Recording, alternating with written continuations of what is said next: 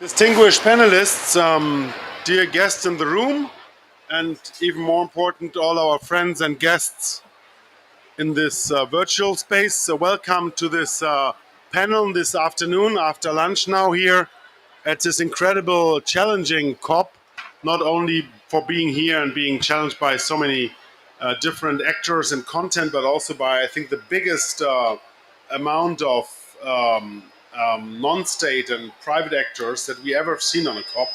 I counted today that it's my 12th COP in the last 20 years, and it's by far the most impressive one, not regarding only the content, but by the variety of players who are out here. It's really something, even for a COP veteran, to see this going on. I welcome you both on behalf of the Egyptian Federation of Egyptian Industry, who is hosting this room here, and of course on behalf of the Deloitte Center for Sustainable Progress. The Deloitte Center for Sustainable Progress, a new entity that we just founded in, I might say, the Deloitte family, where we really would like to make an impact via thought leadership and eminence in this space, focusing the work that is done by many colleagues around the world in the Deloitte surrounding on sustainability and climate. And I'm here with my dear friend and close ally, Pradeep Philip, and many other colleagues who are here. I have a great panel, and even more, to start with, a great subject to discuss. It's about Turning Point. Turning Point, a signature study of our work in the last 24 months, many times discussed and quoted. And today we want to focus on catalyzing action around the climate imperative. This is something that was discussed during this day, at least at 3 or 4 panels I was attending. But here I have a distinguished panel, and we will have different perspective on this in a moment. Let me introduce first my panel, and then maybe Pradeep ask you to say a few words to introduce our point, and particularly the study that we came out today on the skill set, which is so important for the whole transformation. I have just in the order of not in the order of seating, but in the center, I have our colleague and friend Maya Hennekers, the Director, Head of Global Climate Policy and Delivery Financial Institutions at EBRD, brings in a lot of expertise on sustainable finance You know, EBRD being on the interface of real industry and financial industry. I have also Wendy Miles here. Wendy, welcome. The Barrister 20 Essex founder, Net Zero Alliance, Lawyers Alliance, law firms making a major impact, often underestimated. I rarely know a project in my competence as a global leader for sustainable and climate strategy at Deloitte where we don't cooperate with law firms or we don't need lawyers to help us with executing. Then I have my dear friend Volker Ratzmann being the Senior Vice President at DPDHL, the biggest logistic company in the world. Volker, very much from his background, also an in and outsider into politics in the field of sustainability and climate, now really leading the impressive efforts at DPDHL with regard to their climate and sustainability agenda. Next to Maya, then we have William McDonnell, the CEO of Integrity Council for the Voluntary Carbon Market. We all are big fans of the carbon market, of course, William. You explain us later what works and why the rest is not working somewhere in some regions of the world.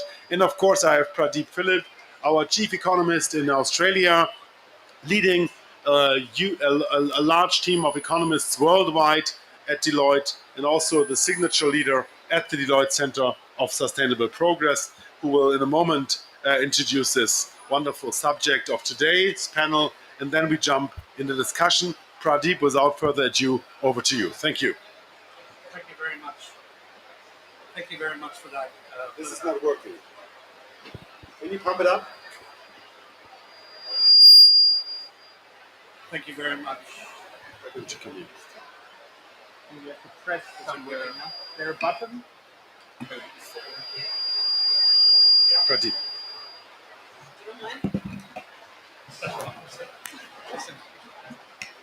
Thank you very much for that, Bernard. Let me take you back just a little bit. We are all, I'm sure, familiar with the debate about climate very, very quickly turning to the question about the cost of doing something about climate change. And despite the fact that the science has been clear for a very long time, every time we've had a policy discussion, it turns to, but it's too expensive to do anything about this.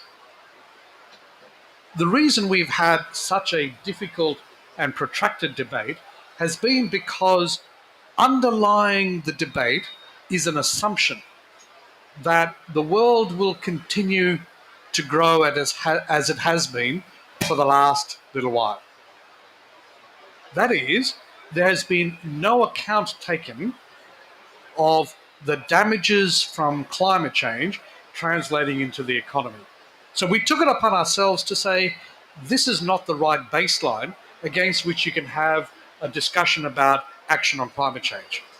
So our Turning Point series challenged this assumption, and we built a baseline for the economy, which, if there was unmitigated climate change, instead of the economy growing at trend, it would start to decline. And it's against that baseline that you could have a discussion about what you should do about it. Now, we know that there are things like damages to the capital stock, sea level rises, the loss of arable land, labour productivity affected by heat stress, and indeed health effects as a result of global warming. If you take these things into account and translate them into economics, you realize that the economy just won't keep growing as it always has been. It'll start to decline. The cost of unmitigated climate change globally, in 50 years, we estimate at about 178 trillion US dollars. And what if you avoided the damages? What if you got the temperature rises to be well below 2 degrees? Well, you avoid damages and you build an economy with a different structure that is low emissions production. And it turns out, if you do this, that instead of a loss of 178 trillion over 50 years, you have a gain to global economic growth of $43 trillion. So that is the prize, the dividend of taking action on climate change. Now, two things drive this. One is technological change, and the second is skills. Too often, when we think about transition, skills or workers become the afterthought. They become the consequence of transition. In our latest report, which we released today, we turn that on its head. In fact, skills should be the driver of the economic dividend, not the consequence of transition. In our work, we identify that there are 800 million workers who are highly vulnerable to the effects of climate change and transition. And what that tells us is that there is a clear policy case for action. And if you take that action, we can create 300 million jobs over the next 50 years. Now, this is the dividend, this is the why, this is the purpose, the economic purpose. So one, that there is growth if you take action on climate change, and two, that in fact those who stand to lose the most have the most to gain. Now that is really important in a COP context, because we've always thought that those who lose always lose. Actually, those who lose can actually be the biggest winners. And that's why the debate at COP is really, really important. Bernard, I might stop there and open up the discussion. Thank you very much, Pradeep. Great opening, because it opens the space for discussion by both players who know the public sphere very well, but also the private sphere. Maya, let's talk first from an EBRD perspective. I mean, obviously, if I took to boardrooms, I see, I would say, a growing number of C-levels that understand this narrative, that buy it, and they make the sound decisions based on those cases that we explain already when we come in. Volker is nodding. You next, Volker, but maybe with your example. But first, EBRD. I mean, you look both in financial industry and on real industry worldwide. Can you share this perspective and maybe share a little bit what you hear here? Yeah, absolutely.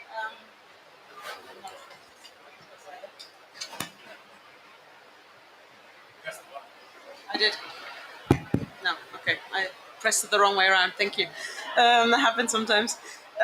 Yeah, so I guess for us, as you said, we work very closely with the financial sector, with the real economy, and for both, sustainable investment has been really enshrined for us in our founding papers. So this is nothing new. We haven't just started to look at it. We've been trying to do this for many, many years. And maybe I would like to point out two ways by which we're doing this. So the first one is we have a dedicated commitment to be a majority green bank by 2025. That means that 50% at the minimum of all of our financing, whether it's to private sector companies or to financial institutions, needs to be green and is and will be green. And but we also thought this is not quite enough. We need to make sure that all the rest of the financing does not go against what we're trying to achieve with the Paris Agreement. So we've committed to aligning all our financing with the Paris Agreement as of the end of this year. So 100% of our financing will be Paris aligned as of the end of this year, and then the 50% will be dedicated green finance. And I can tell you a little bit about how we do that, but also how we bring our corporate and our financial institution clients in to really walk that path with us. And maybe before I go there, I think it's important to remember why this is so important. In the run-up to this COP, well, to all COPs, but again this year, of course, you see there's always the big reports coming out that tell us a little bit where we stand on our climate commitments. One of them that you've surely seen was the UNEP emissions gap report.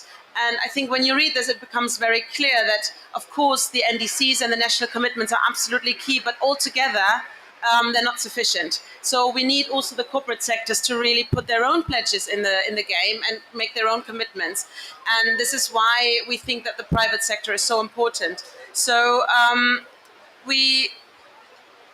the way we do this is that we, together with all the other multilateral development banks, we have agreed on some general principles how we approach Paris alignment.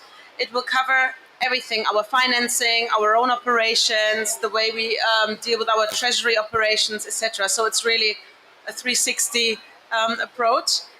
And for financial institutions in particular, I think what we're going to do is, firstly, they have to commit. So all clients that will work with us, when they want to sign any operation with us, they will have to commit to the goals of the Paris Agreement. This is what we call the pillar one of our approach. The second one is we will obviously make sure that our specific use of proceeds is not in any way counterproductive to the goals of the Paris Agreement. But we thought this is not enough, we really need more. So we're moving on to a counterparty approach by which we work, and this applies both to corporates and to financial institutions, in fact. We work with them to really, assess where they are. So where do they stand on their climate journey? We've based this on the TCFD recommendations because we think we don't need to come up with yet another approach. There's so many different sustainable finance frameworks out there. We need to merge them rather than come up with new ones. So we've based this on the principles of the TCFD. We will assess clients, we will assess the financial institutions, and then we will provide capacity building, we will provide advisory services, and to really help them come up with a dedicated transition plan. And I really think that the transition plan is going to be the core piece of our work, and not only ours, I think of many of us who are in this sphere at this moment, because it needs to become concrete now, right? So we've seen the pledges, we've seen the commitments. Now we need to really have robust and appropriate plans that say, okay, but how are we going to get there? And what are we going to do precisely to get there? So this is going to be the transition plan for us. We've created a big facility which currently holds 25 million, which sounds quite a lot. It's actually not that much when you look at the amount of clients we have. So we're trying to scale this up. Deloitte is one of our partners in this endeavor, but there's many more that we work with to then go and help clients really, okay, what do we need to understand? Because as you may also know, EBRD works in a very diverse region.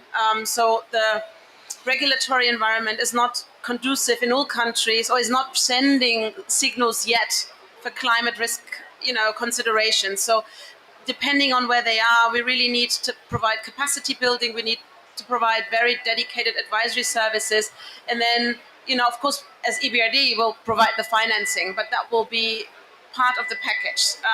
So yeah, this is broadly how we're thinking about doing this. And I think it's super urgent. We're running out of time. I think it was very interesting that you, Pradeep, you opened with, it's too expensive to do something. I mean, I think it's too expensive not to do anything. That's certainly what we see. I mean, the anecdotal evidence that we have from our operations, how damaging climate risks are already, is absolutely clear. And I think the empirical evidence, we also have enough of it. So, yeah. Thank you. We can't wait any longer. Great starting point of this conversation with your overall view. I'm challenged not to pass it to the more concrete side of your right-hand side to Volker, but going back, William, a little bit into the question of which role climate standards play. I mean, we have many clients, of course, in the financial sphere who ask us how to, implement really climate standards into their work. Maya just referred to the way that they do it at EBRD. I wished all the financial institutions would do it in this sophisticated way, as we know that you do it. But what's your experience with this in your role as an integrity council? Where do you see, which role do they play, and how can we even more leverage them? It's good to have a mic that works, yeah. Okay, can you hear Go me? closer to it, yeah. Okay, right, just a minute. How is that? Yeah, very good. Well, look, thank you. And I was, Maya, when you were referring to the fact that there are many institutions out there, I will come to that. But I mean, we agree, like everybody else here. I mean, we know the window for being able to act on 1.5 degrees, it's closing fast, and that is terrifying for the world. So the urgency is very clear and desperate. By the way, I should just say I'm very honoured to be here. I'm actually a former Deloitte person myself. The first 7 years of my career were at Deloitte, and also wonderful to see Siobhan from Deloitte here, who played a role in our first year of our work as well. So that's a great pleasure. So the voluntary carbon market has a vital complementary role to play here. And the point here, first of all, of course, governments need to reach agreements with each other. They need to set policies. They need to regulate. Companies must decarbonize their operations and decarbonize rapidly, and set themselves ambitious milestones on a science-based pathway. And that's then where complementing that then is the role of the voluntary carbon market. And we see we see three pillars to a high integrity voluntary carbon market. The first is the supply of high quality credits, high integrity. The second is a marketplace that is it's liquid, it's transparent, has the features of a mature market. And the third is the use of credits in a responsible way by the companies buying them, as I mentioned, as part of their science-based pathway. Our work in the Integrity Council is focused on the first two of those pillars. And then there are other organizations who are working on that third pillar. So clearly, SBTI on the science-based pathways internally, VCMI, the Voluntary Carbon Markets Integrity Initiative, they're working on the claims code of practice for companies for how to use credits that they're buying, what claims to make. And then, of course, disclosure around all of this is incredibly important. And the ISSB, previously the TCFD initiative, there's initiatives really to bring strong, clear, consistent disclosure rules around all of this as well. So I think part of the answer is to have an interlocking set of standards that cover those pieces. And I'll just tell you a little bit more about what we're doing in the Integrity Council. So our goal is to unlock investment so that a high integrity voluntary carbon market can exponentially increase the positive impacts of climate action. And I mean, one of the points here, Paddy, you mentioned costs, as was mentioned, but actually, if there's a highly liquid market, then that should then give useful price signals that many economists have been calling for, but also to help to direct capital to the most cost efficient, the most effective climate action. And one of the features of the voluntary carbon market is that it is very international. So the compliance markets tend to be regional, but the voluntary carbon market is truly global. 90% of the demand is from corporations in the global north, in developed countries, but the majority of supply and the majority of capacity and potential supply is actually from the developing world. So the voluntary carbon market can also help to be a key channel for flowing finance from global north to global south, which we know is actually one of the topics in discussion more broadly at this COP.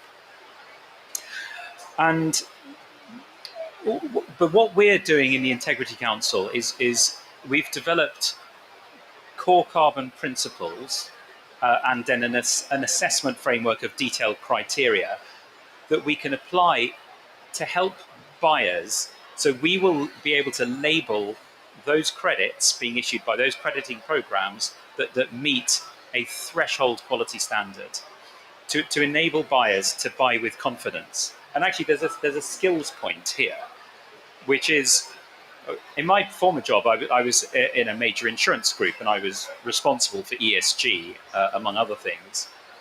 And I looked at buying credits, but it is a fragmented market.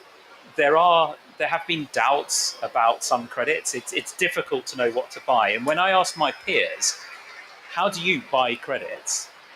Those who were buying in bulk, they'd recruited their own expert group of 20 or 30 experts to analyze credits and do their own due diligence. Now, we know that's not how mature financial markets operate, for example. And the idea here is that if we establish a common, consistent threshold quality standard, that will then make it easier for buyers to buy credits with confidence. I should say, by the way, we are, as an organization, we're independent, we're philanthropically funded, we've got no interest, financial interest in the outcome, and we have a really superb, very international board and expert panel working on these things, and strict conflicts of interest policies and all of that sort of thing. So we've come up with these core carbon principles and assessment framework. We ran a big consultation recently, and we did a lot of outreach. We were delighted by the level of engagement we had.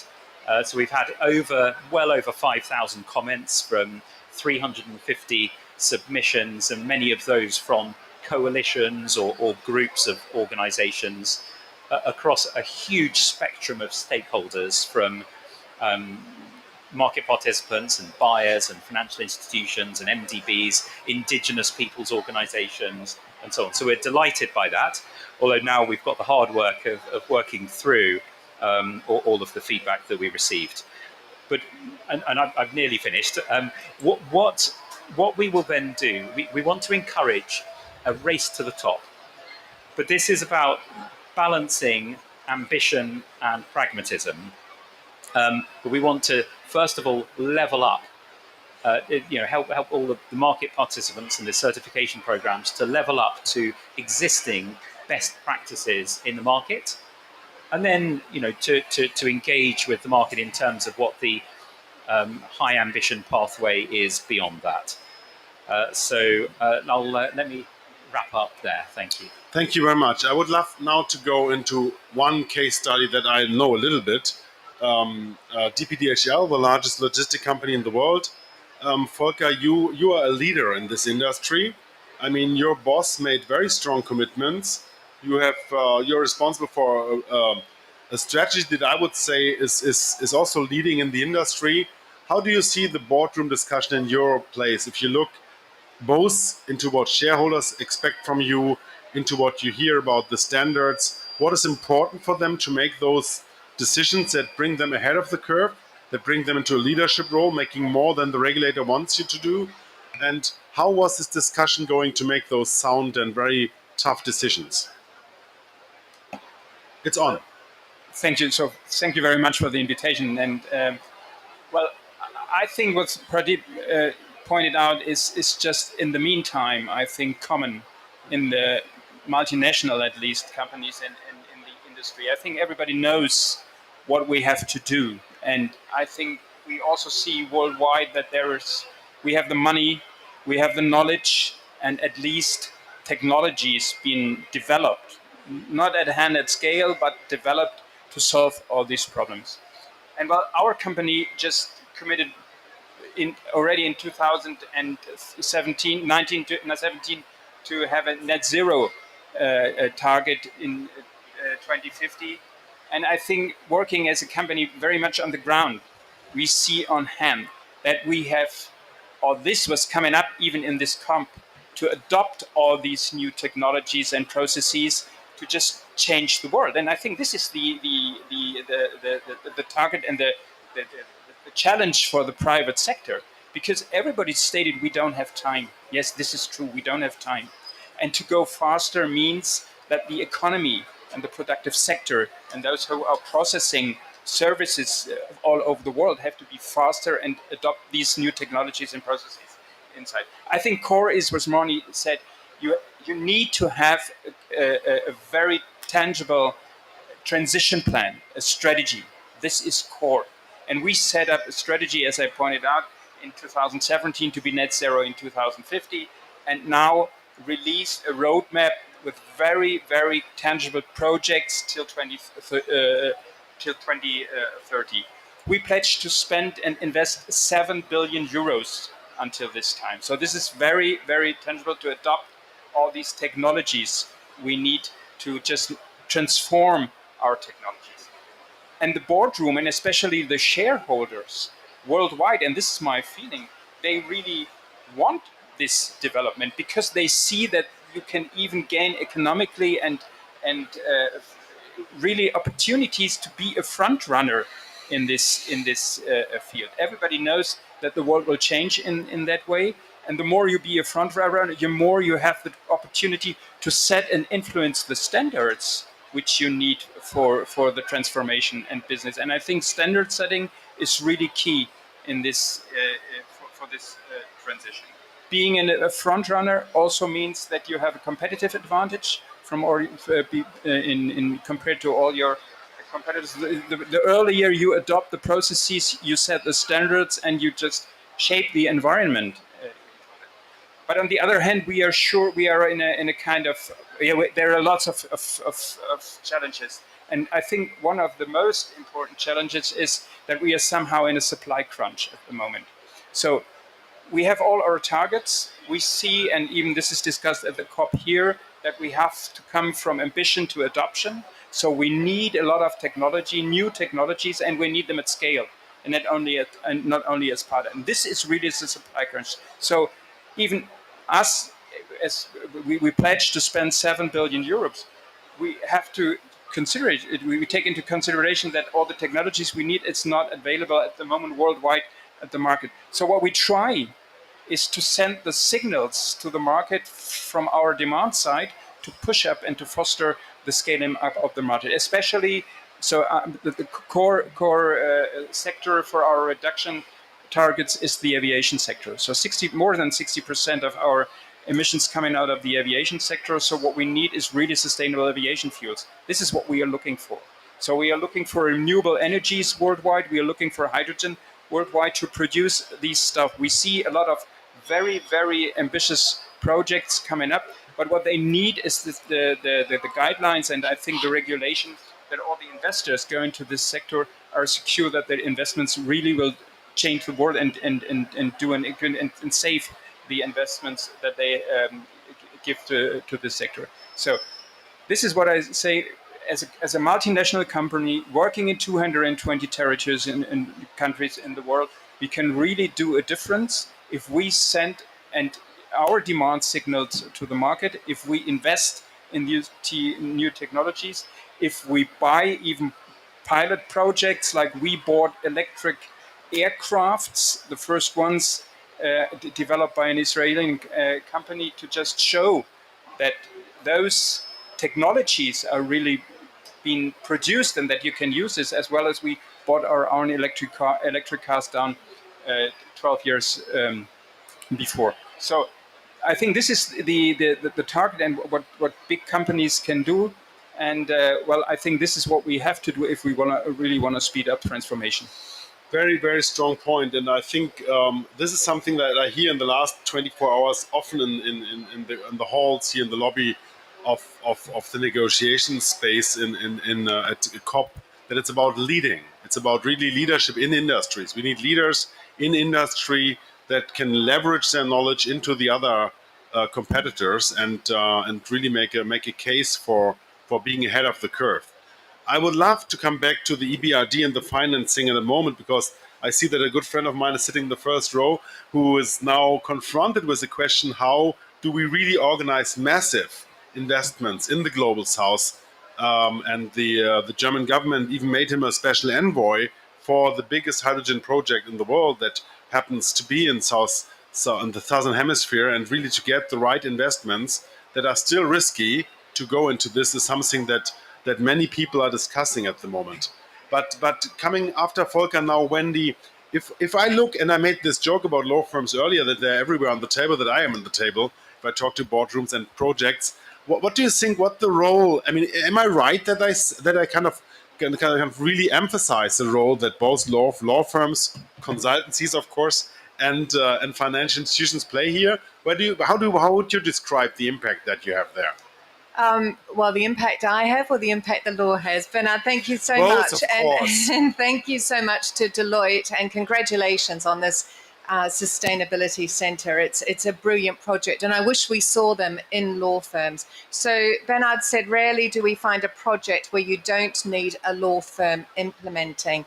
And the reason we created the Net Zero Lawyers Alliance as an accelerator on the Race to Zero platform was so that we could mobilize commercial law lawyers, and commercial law firms to become enablers in the transition, and in particular to capacity build in those organizations, covering hundreds of thousands of lawyers globally, to make sure they don't become obstacles in the transition or look for and put up obstacles in the transition. So if we just run through the entire panel with Maya on finance, for the private financial institutions, GFANZ now has 550 members, and they have just announced that they've been focused on financed emissions. This is their Scope X, Scope 4, the money they manage.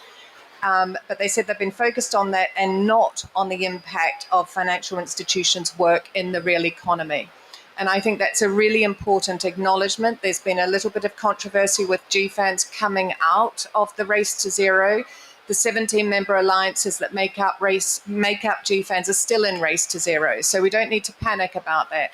But I think it's a really important shift of focus from not just counting the emissions in the finance sector, but looking at what is required down the line in those deal flows to build up, to scale up the alternative infrastructure.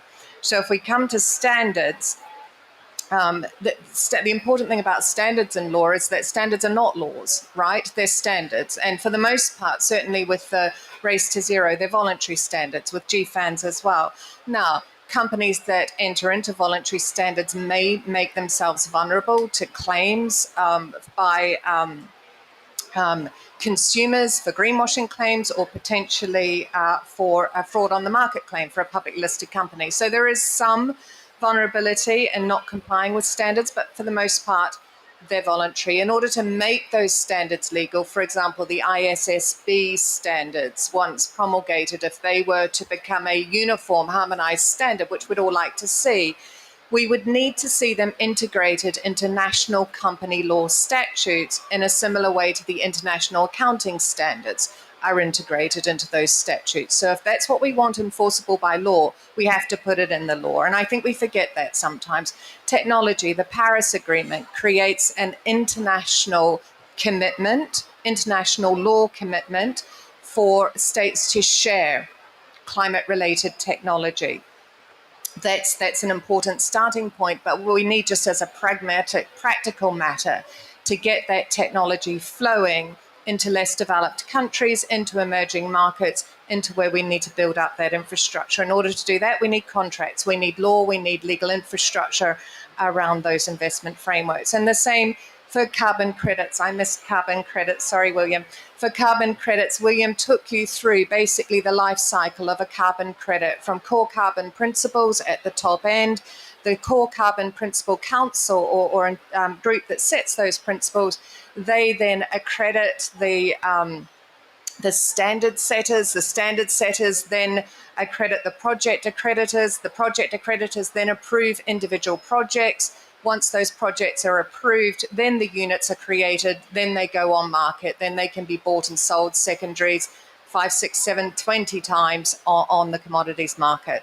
Every single one of those transactions is a contract. Every single one of those transactions could give rise to a dispute and needs some form of dispute resolution. A well-working carbon market, voluntary carbon market system will integrate end-to-end the dispute resolution system across every single one of those contracts and put experienced people who understand that this is not an exponential scaling up of carbon. This is a way to get rid of carbon, and will understand the role, the important but limited role of offsets in carbon markets.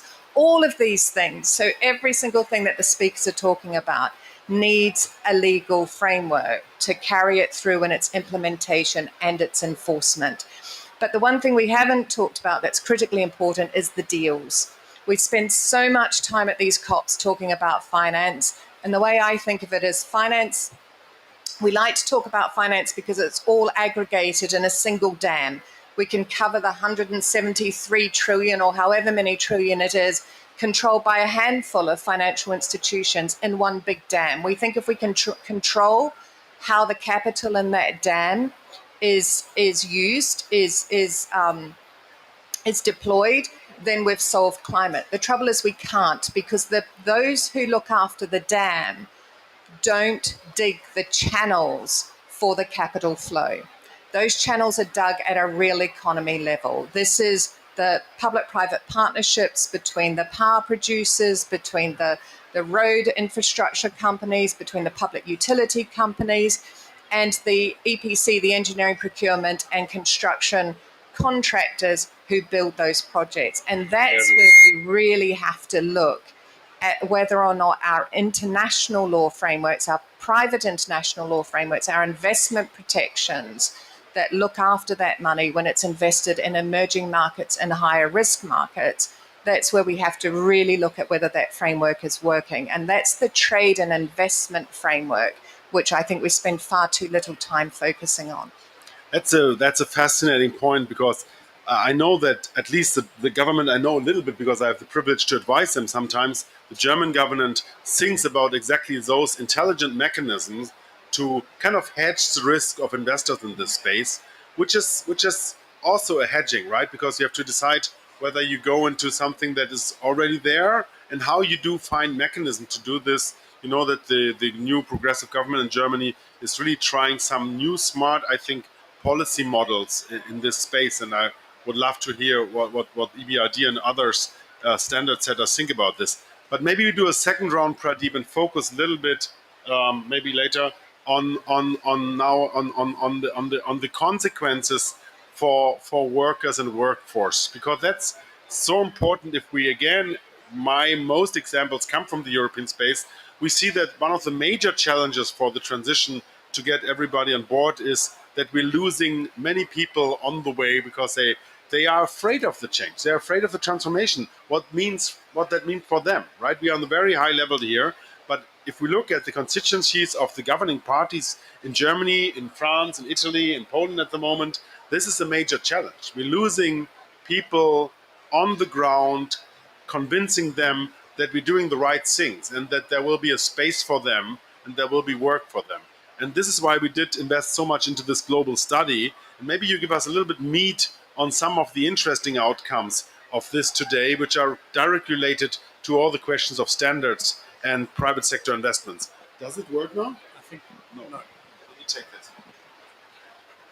Thank you, Bernard. You know, the themes for this COP is together for implementation. And there are two kind of levels to it.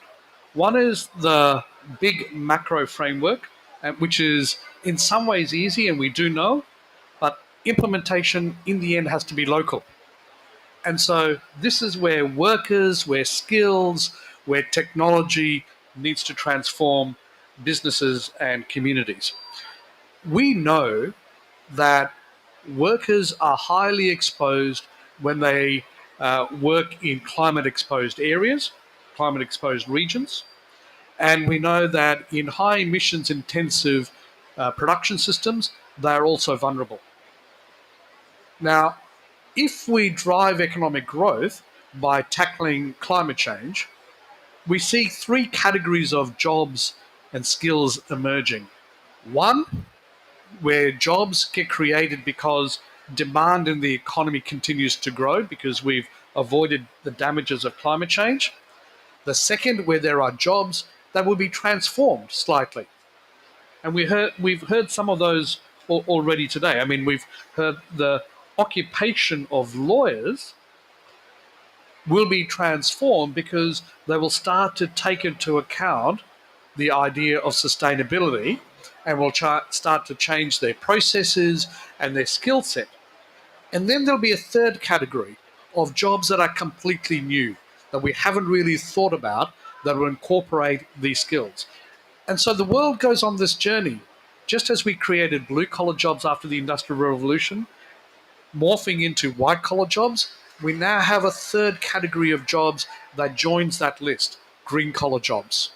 And this is important because we find that as the world transitions, if you invest in skills at the local level, then workers don't get left behind.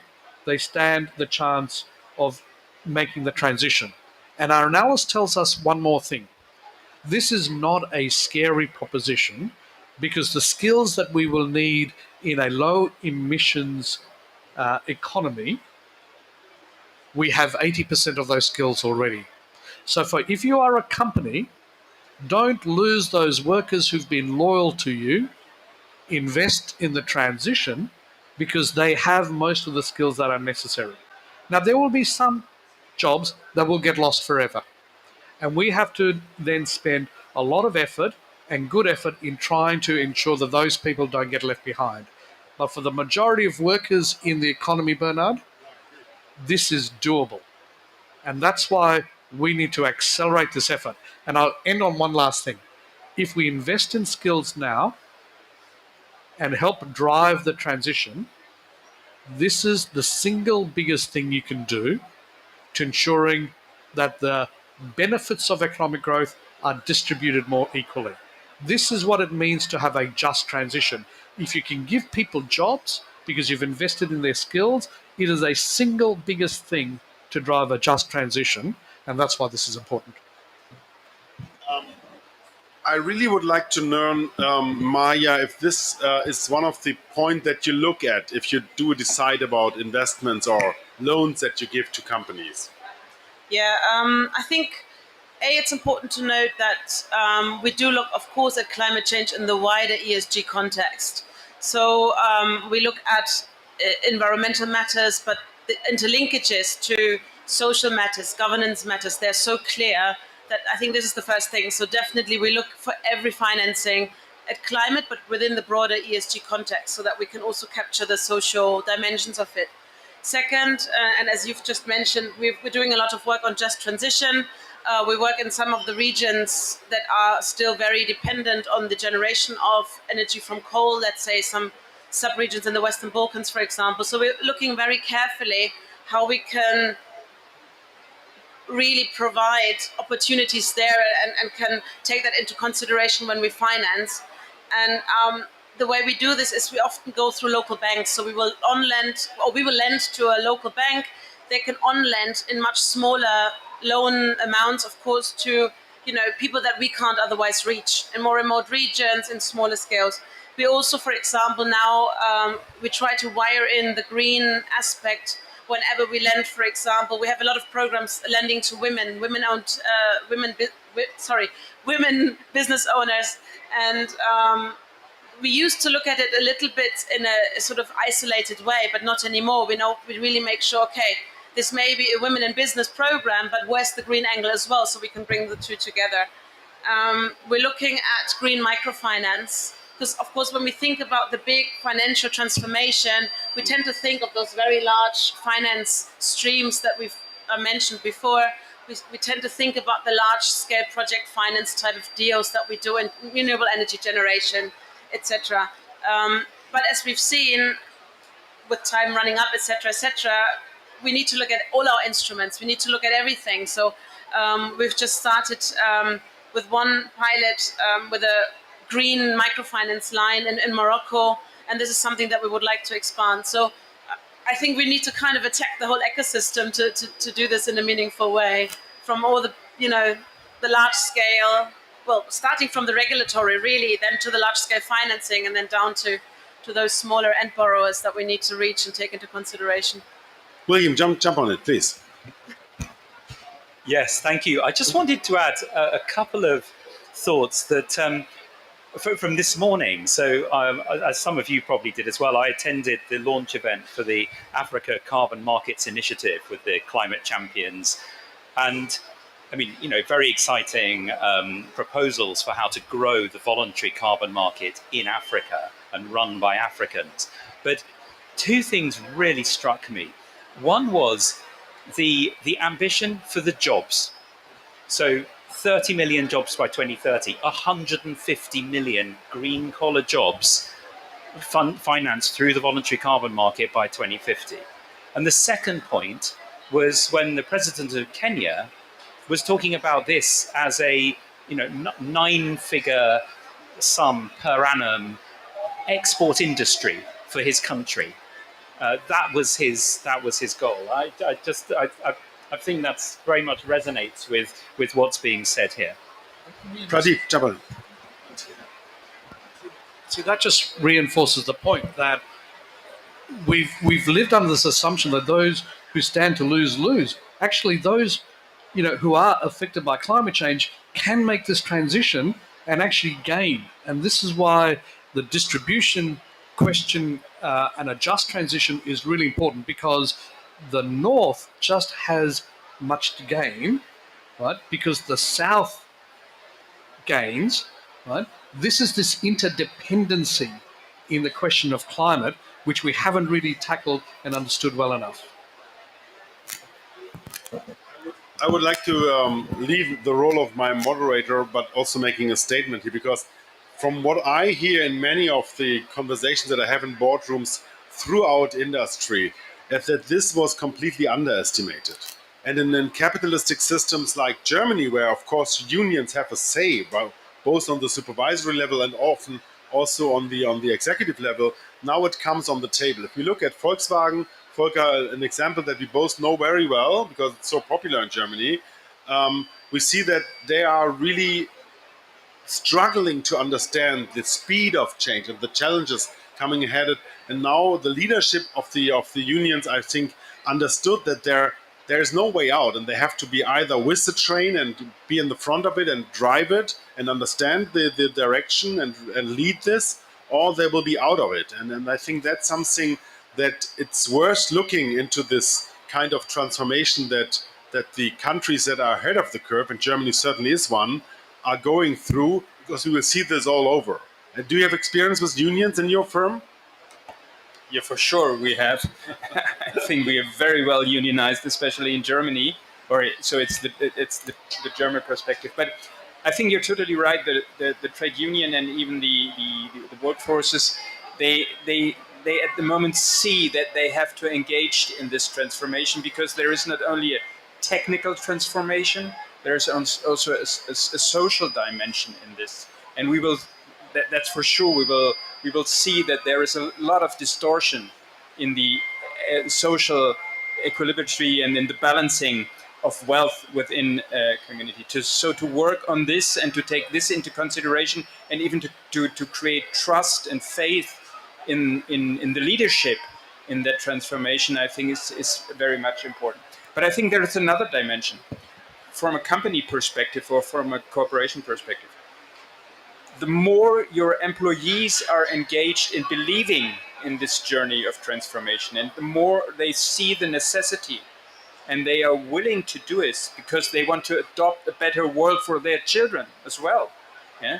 the more successful is a company in this transition. I think this is really a story in our company, because we have employees who believe that this is the only way we can just survive, and we can create an environment in where we can prosper and be in an economy which creates wealth, not only for the employees but for the whole community. And I think you're totally right. We underestimated a little bit, and I think we see this in Germany especially, and in the northern world. The moment there is a lack of workforce, so we need the education. You're right. We need all the people who can install heat pumps and new infrastructure and solar panels and this. And if you want to be successful, you have to educate at the moment. It's not only technology that has to be ramped up, it's education that has to be ramped up in this field. And on the other hand, yeah, as I said, in the northern part, I think we really need workforces. We really suffering from this at the moment very much. Are we working? Okay, good. So I just wanted to add to that. And what I really love about this Deloitte report on the green collar, other than the green collar workers, which I just think is genius. And if you've read the report, it's got these beautiful little lime green collars on the shirts of the people in the photos. I want one, please, pretty. But what's brilliant about the focus on human resources is it starts to recognize wealth in a different way. And it starts to recognize wealth in a way that's far more reflective of our global economy and not just our global north. So if you look at, and this is the African COP after all, if you look across the 54 African states, they are all different. But UNCTAD, the UN Trade and Development Commission put out its 2022 least developed countries report just this year, and they focused on wealth accounting, taking into account human resources, as well as natural resources, as well as capital.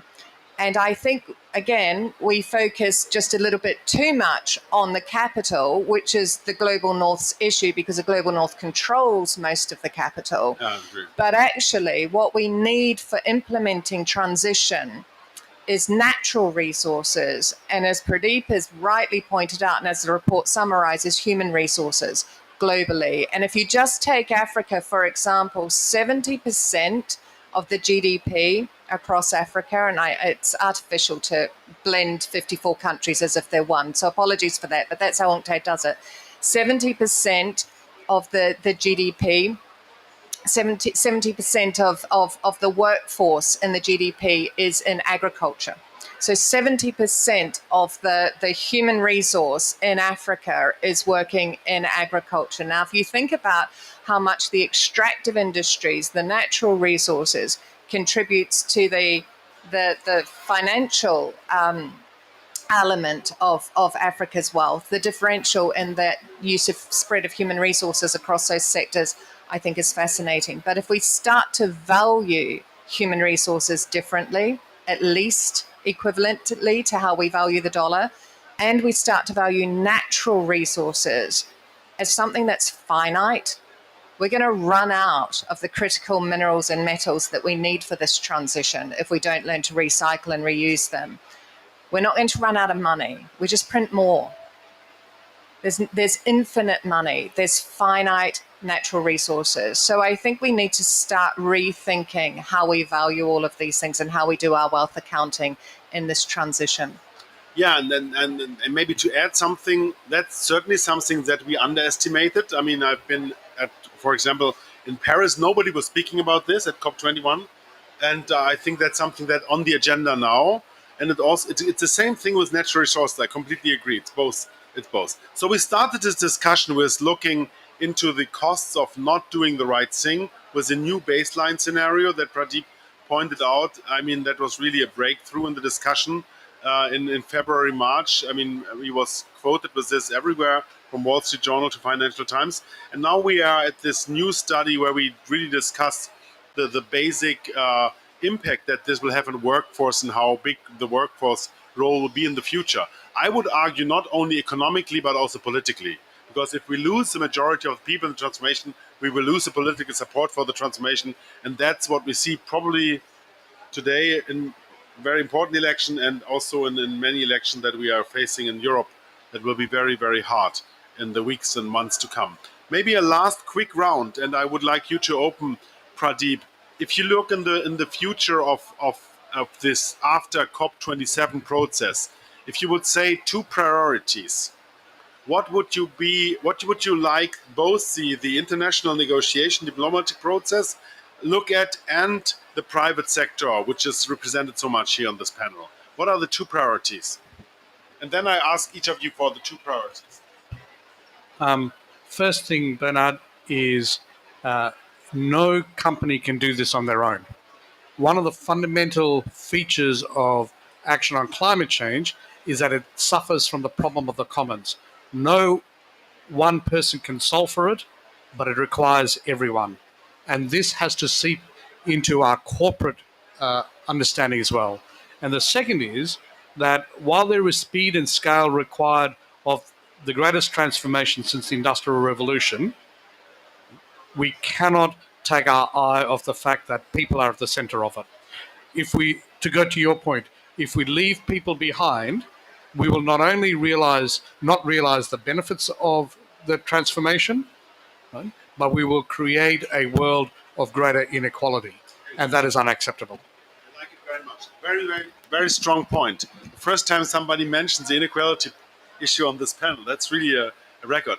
Let's take it from the other way as we started. So Wendy first, then Volker, William, and Maya. Your two priorities after COP27 that you want to see, both on the diplomatic political space and the private sector. So I think it goes to both the political space and the private sector, at least from the commercial law perspective, which is my focus. The priorities are, I would like us to start to shift focus from developed countries as net exporters of capital resource in the climate transition, shift our focus to developing countries as net exporters of natural resources in the climate transition, and learn to value those commensurate with the value of capital versus the value of resources, and reflect that both at a policy level but also at an implementation level with business people, with policymakers in developing countries, from very much from a global south perspective. Volker. Well, I see on the first hand the necessity that the global institutions are really now going to create a level playing field by setting standards and regulation to avoid carbon leakage and to avoid competitive disadvantage. Because otherwise you would always punish the front runners who pay much more for new technology and adopting new technologies than all the others. And for me, it's key, especially in those areas like aviation and global logistics, because otherwise you would always create carbon leakage in this sector. And secondly, I think that the most important thing is now to really put pressure and ramp up the technology side, that we really can adopt those things and scale up those technologies we desperately need to just being faster in the transition process. William. Sorry, Mayor. Is this right? Okay. So my two, I think the first one, I would pick up on what I mentioned earlier, the Africa Carbon Markets Initiative. I think that's truly exciting. And indeed, picking up on what Wendy said, it goes beyond just carbon credits. The biodiversity credits were mentioned this morning as well. And the point is, as we were saying, implementation is local. It's a global initiative, a global market, but implementation is local. And it would be great even to see other regions start similar initiatives. And for the private sector, I think it's be bold, be an early mover, actually implement the standards, have set and announce your science-based target and your near-term milestones along that. And then, of course, I think it'd be great if companies then, as well as that, compensate for their other emissions along that journey in the voluntary carbon market, because, as we were saying, there's a lot of good that can do as well. Maya, final word on you. Yeah, I would say for me personally, but I think also institutionally, we continue to prioritize mobilization, because we know that the funding still doesn't add up, and public funding obviously alone will not fix it. So we need to really, really continue to work to mobilize significant amounts of funding. And then I think for me the second would be, and I think it's come through in some of the interventions here, we've focused so much on climate mitigation, and that was important, but now we need to widen our approach to be more focused on adaptation as well. We need to widen our approach to look much more closely on nature, on ecosystems, biodiversity. And I think with all of that, that will lead us to the question that you've discussed earlier, that we will have a more human-centered approach to climate, which I think will help us with the just transition as well. What a great summary, Maya. Thank you very much. I think all what was said in this last round, I can strongly support. I truly think, if I listen, and that was like my 7th or 8th panel today. If I listen to the talk today here, and I expect more to come in the weeks, next week, tomorrow on finance, the latest next week then on decarbonization. we need to see new alliances, new forms of cooperation. Finance plays a major role. Workforce common plays now, just transition being a term that we have to define as really getting everybody on board in this transformation. And I'm very much looking forward to see new alliances coming up, and particularly partnerships between corporate players and private players on the one side and public players on the other side. I have to thank a great panel for a wonderful discussion. Thank you very much. Looking forward to continuing this now. Thank you very much.